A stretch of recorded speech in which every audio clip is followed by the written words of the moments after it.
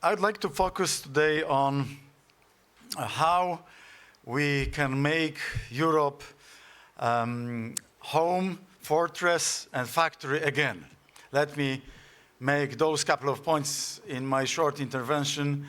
How Europe can again be our home, our factory, and our fortress.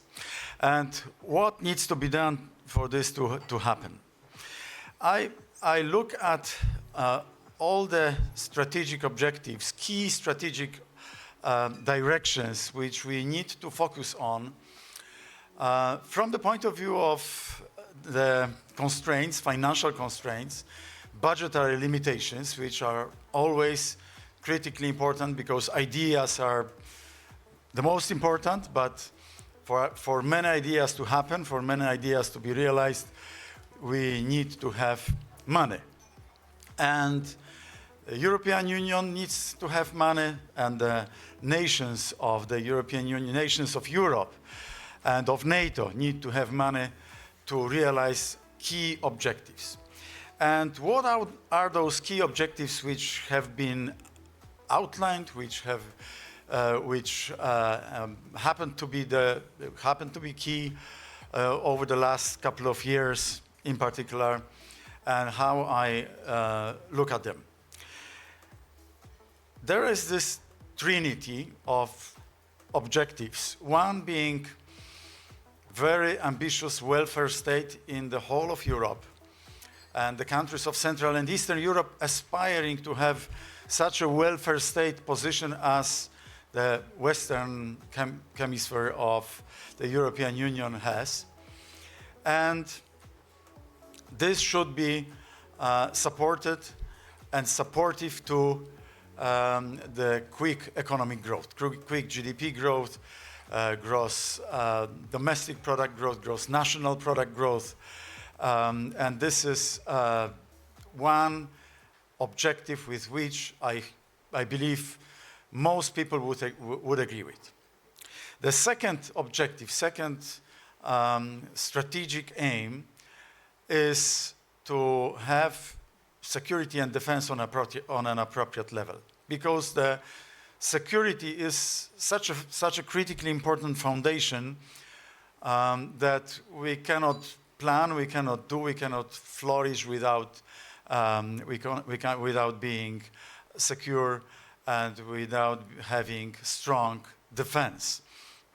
The recent developments, in particular over the last couple of years, and especially since the 24th of February 2022, are confirming this. We have to have strong defense policy, security policy. Expenditures on military equipment have to be much, much higher. And I don't want to go in one other avenue what it means for Europe vis-à-vis the United States, because we, the Europeans, we get very strong signals from the United States that if you're not going to take care of your own security, things may develop differently. Let's put it mildly. These are the signals which we get from the other side of the Atlantic Ocean. And so this is the second strategic objective of this trinity. And the third one, which happened to be the religion and happened to be such a critically important objective for many Europeans and many Westerners and developed world, is climate policy. It is a climate policy. And those of you who know macroeconomy or who studied economy know this famous Bob Mandel's impossible trinity within the realm of macroeconomy. Fixed interest rate, monetary policy, and free capital movements. But that's not my point. Simply, I borrowed this phrase, impossible trinity, just to prove my case in the context of Europe, and conservative Europe in particular. Because I believe that given the capital constraints, budgetary constraints, and those three key objectives which we have in front of us, which we realize in front of us, we can only have 2 out of 3.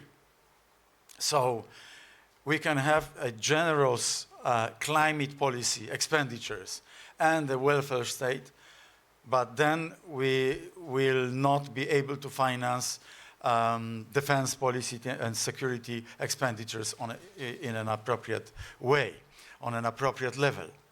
We can have defense and climate, but then we would have to sacrifice our welfare state, and I don't believe that our societies, nations of the European Union, nations of Europe are ready for this. So if we want to preserve our welfare state, and if we want to make Europe our home, our factory, and our fortress again, we have to pick probably the other combination, security and welfare. And welfare state supported by and supportive to strong economic growth, innovative growth, because the conservatives, we believe in modernization, in quick economic growth, rooted in the past and respecting our faith, our past, our tradition. And I think that such a combination of two objectives within this impossible trinity is the only thing which we can use as a viable strategy into the future. And this is critically important if we want to choose policies of the European Union and our nation states going forward. Because the time of peace, I believe, this is behind us. More and more, I believe that, this is not only a new Cold War which we experience, but like as Professor Paul Post said, this is not a world war, rather this is a world at war.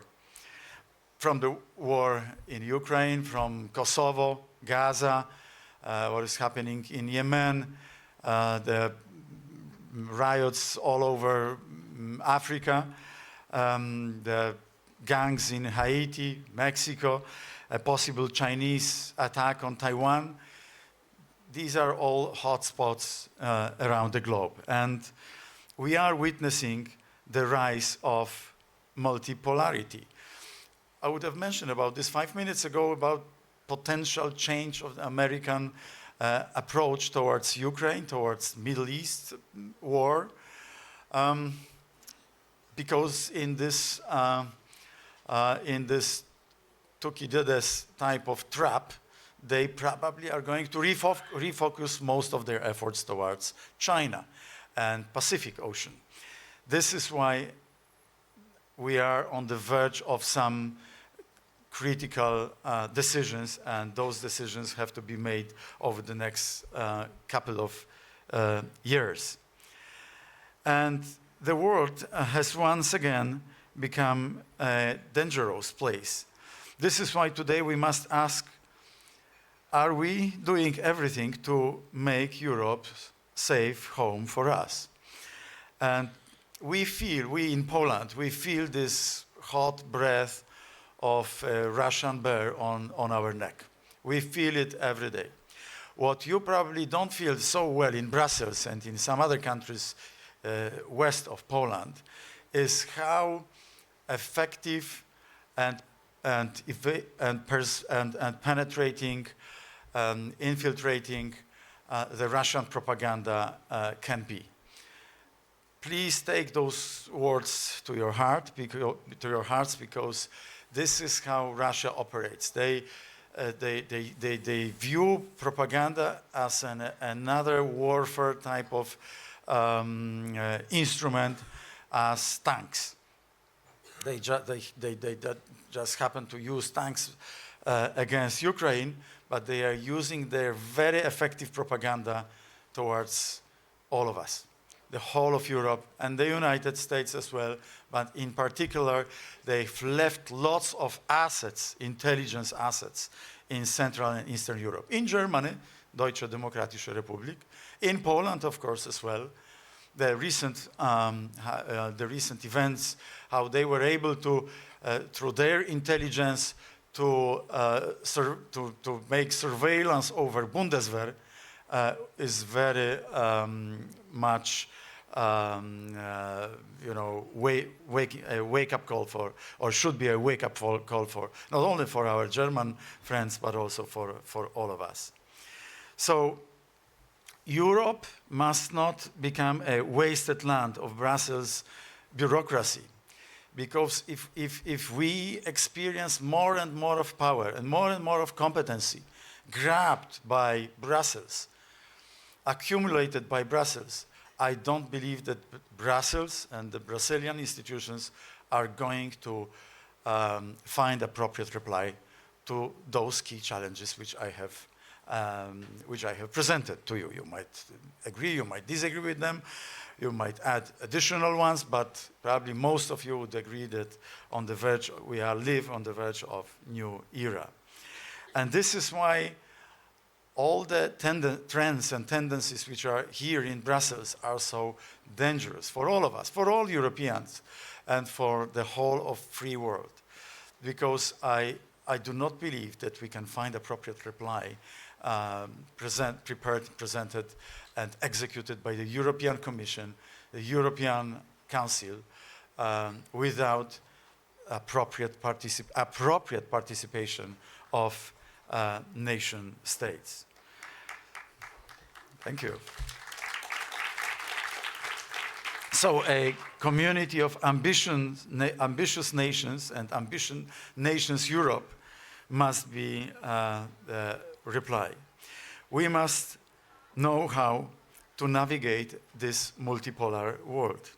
And today, I believe that conservatism is a stabilizing force. It's a common sense type of approach, fighting with all those madness which we see around us, including some much too far exposed climate policy objectives. By the way, I'm all for clean environment and all what is preserving clean environment, but I don't want Europe to be leaking all our industry to Russia and to India and to China, because we will lose competitive edge, we will lose our technological edge vis-à-vis our major competitors. We often see our history as the history of a dispute between modernizers and conservatives. And this is a mistake in my view. I believe we need to be modernizing power. We cannot be viewed, we the conservatives, we cannot be viewed as those who do not understand robotics, the new world, machine learning, artificial intelligence, and the whole new world which is coming on us. I believe in conservatism as a positive force. I believe in conservatism as a concept for the future. Yes, we chose tomorrow, but we do not, we choose tomorrow, but we do not reject the past. And we choose growth, but we do not reject our roots.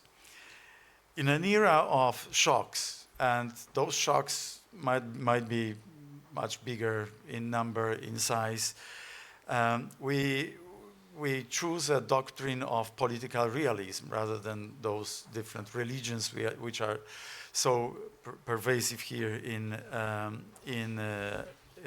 Brussels. And in the face of woke culture, in the face of the Green New Deal, in the face of the new great migration, it is we conservatives who have a job to do. It is a time of great ambitions and great challenges. And let me also mention one other challenge which we have experienced today and yesterday, exactly before our very eyes, through all those institutions which rejected our motions to to have this conference. The freedom of speech is a very, very basic human right. Freedom of expression, free speech, this is a human right. And this is a right to be executed without any fear of retaliation and without censorship. I was a freedom fighter with a couple of friends here in this place during the Solidarity times in the 80s. And this was the last time when I saw censorship working. And the next time, who would believe that the next time I will see this in Brussels, 2024, in April 2024, happening, you know, before our very eyes. It's appalling. It's this aberration. This is this madness which is happening through the liberal leftist agenda, which I completely reject.